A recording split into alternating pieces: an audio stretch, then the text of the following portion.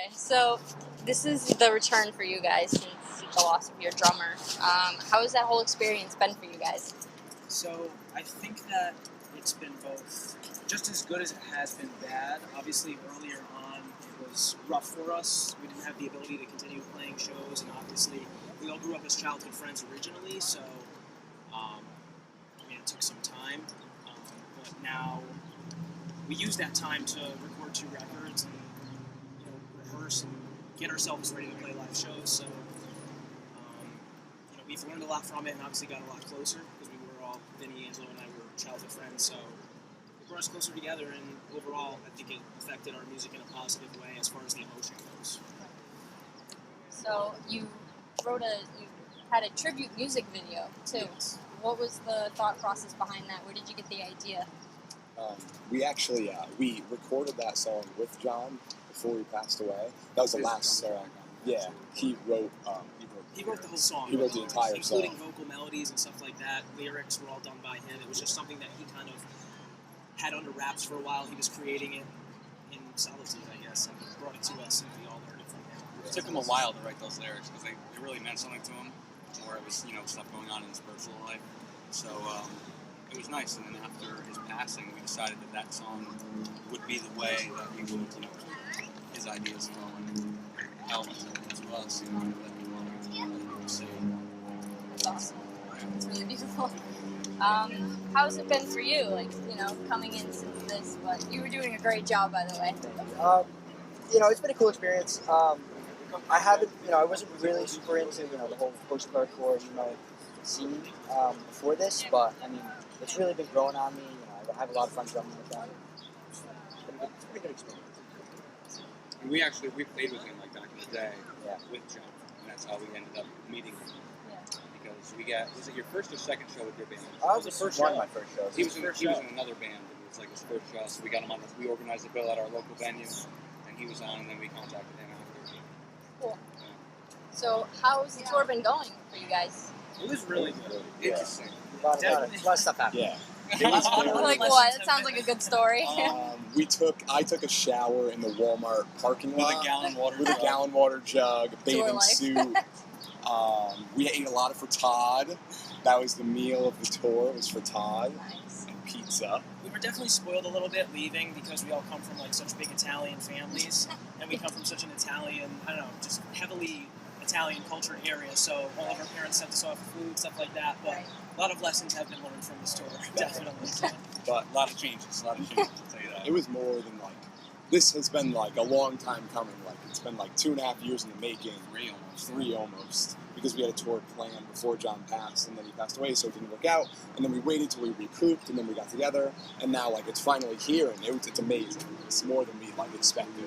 It's great. So just tell me a little bit about you guys and what this is for you, just so fans know more about you. This is life, honestly. We started out as a band in our small town in North Haven. We were just all friends hanging out. We'd hang out at Stop and Shop parking lot, drinking, smoking cigarettes, shit like that. And then we all played separate instruments. We're let's jam a little bit. We wanted to just cover a few songs. And then slowly it started to evolve into a sick obsession.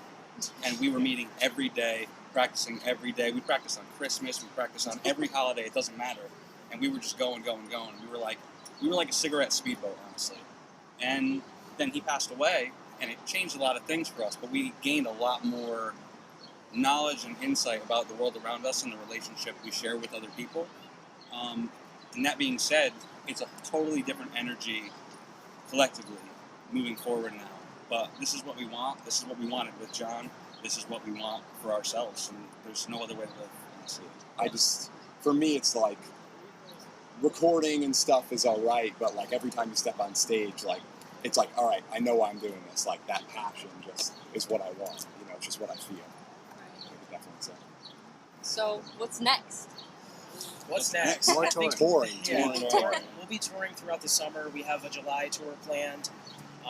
That one may be a little bit longer than the one we just did, maybe 4 days, just something, to continue getting our feet wet. Because like I said, we still have a lot to learn about touring and the whole culture of it, but August as well. And then September. After that, record our first full-length record and just keep writing music, keep playing out as much as possible, and just continue to grow. That's really it.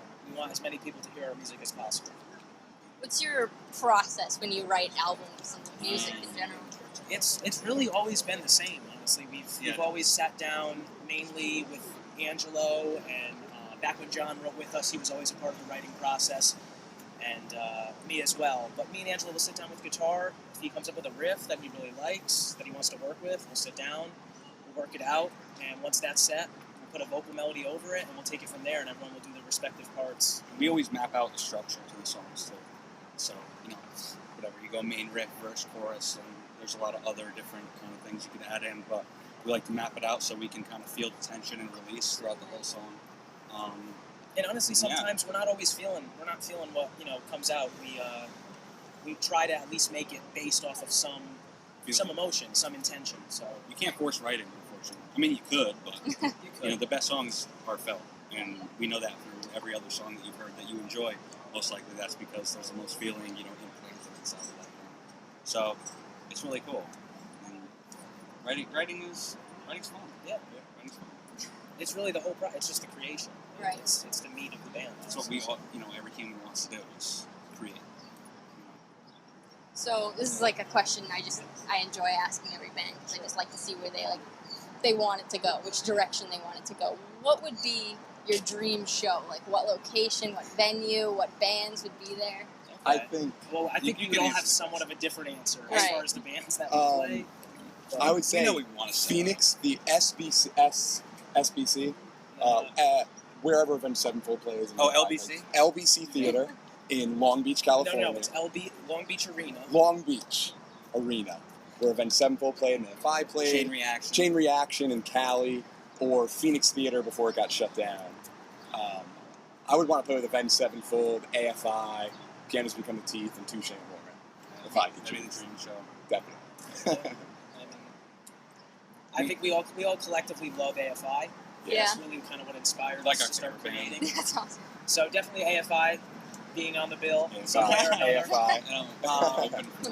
And, as far as a venue, I really don't know. Chain Reaction looks awesome. We definitely plan on playing that in the future. But At this stage, though, I would say like arena sounds awesome.